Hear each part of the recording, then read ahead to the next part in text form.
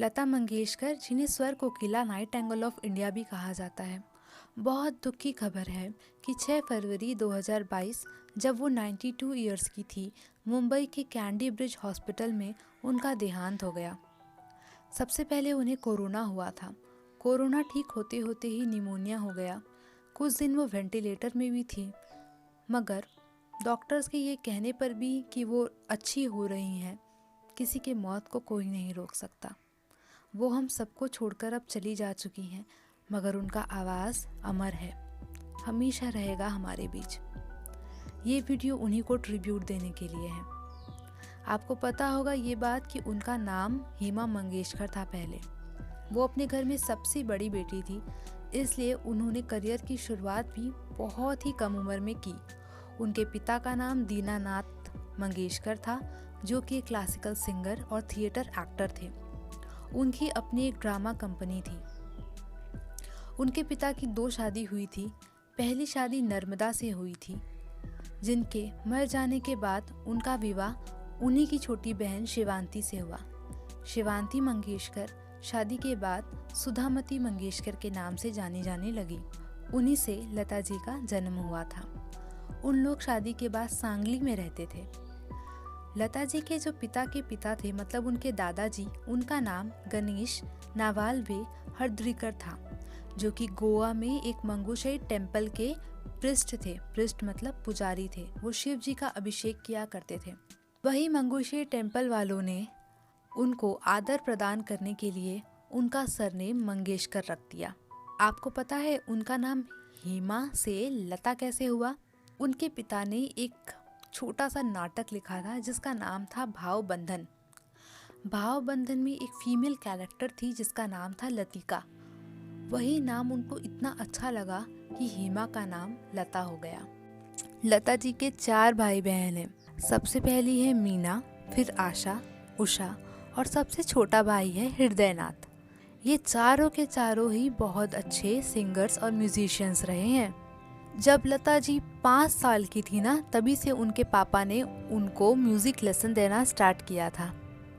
छोटे में वो एक एक्ट्रेस के रूप में काम करती थी अपने पापा के म्यूजिशियल प्लेज में। जितने भी संगीत नाटक होते थे मराठी में, उसमें वो हीरोइन रहती थी। लता जी का फेवरेट म्यूजिशियन किरण सहगल है। 1942 में जब उनके पापा का देहांत हो गया, क्योंकि उन्हें कोई हार्ट की डिजीज हो गई थी, उस समय लता जी सिर्फ और सिर्फ 13 साल की थी। उस वक्त श्रीपद जोशी, जो कि लता जी के पिता के दोस्त थे, वो उनको बहुत बहुत मदद करते हैं और अपने एक फिल्म में, जिनका नाम था पहली मंगला गौर, इसमें एक छोटा सा रोल प्ले करने को दिया था और एक गाना गाने को भी दिया। उसके बाद मास्टर विनायक ने बड़ी माँ, एक पिक्चर का नाम था जिसमें नूर जहाँ एक्ट्रेस थी, उसमें लता जी को एक छोटा सा रोल प्ले करने को दिया और उनकी छोटी बहन को भी। और तभी से नूर जहाँ से उनकी दोस्ती बहुत बढ़ने लगी। नूर जहाँ को वो बहुत सारे गाने सुनाई करती थी। तभी उन लोगों ने समझा कि इस लड़की में कुछ तो बात है जो किसी और में नहीं है। ये माँ सरस्वती का ही रूप है। लता जी की पहली हिंदी सॉन्ग थी माता एक सपूत की दुनिया बदल दे तू, जो कि एक मराठी फिल्म है जिसका नाम है गजाभान, जो 1943 में रिलीज हुई थी। 1945 में वो मुंबई आ गई।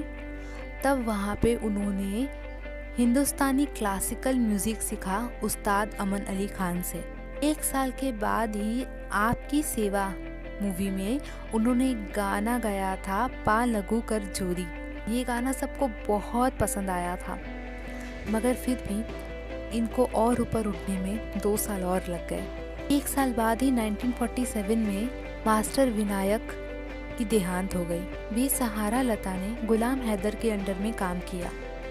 गुलाम हैदर के थ्रू इनका मिलन शशादान मुखर्जी से हुआ, जो कि आपको जानकर हैरानी होगी कि लता जी वहाँ पे रिजेक्ट हो गई थी क्योंकि उनकी वॉइस बहुत ही ज़्यादा पतली थी। सन 1948 में उनको बहुत बड़ा ब्रेक मिला। मजबूर मूवी में एक गाना गाया था उन लोगों ने, दिल मेरा तोड़ा मुझे कहीं का ना छोड़ा।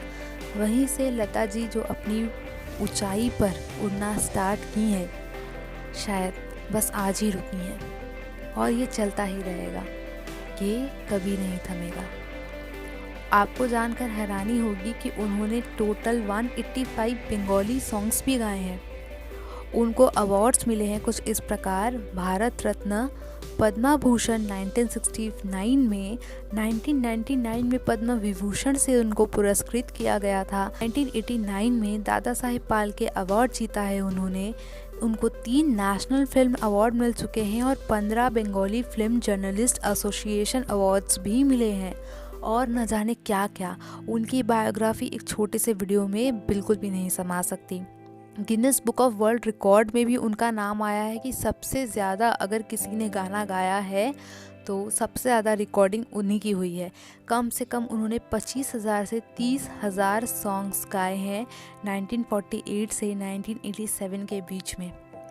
आज तक उन्होंने 36 इंडियन लैंग्वेज में गाना गाए हैं और कुछ फॉरेन लैंग्वेज में भी वो गा चुकी हैं।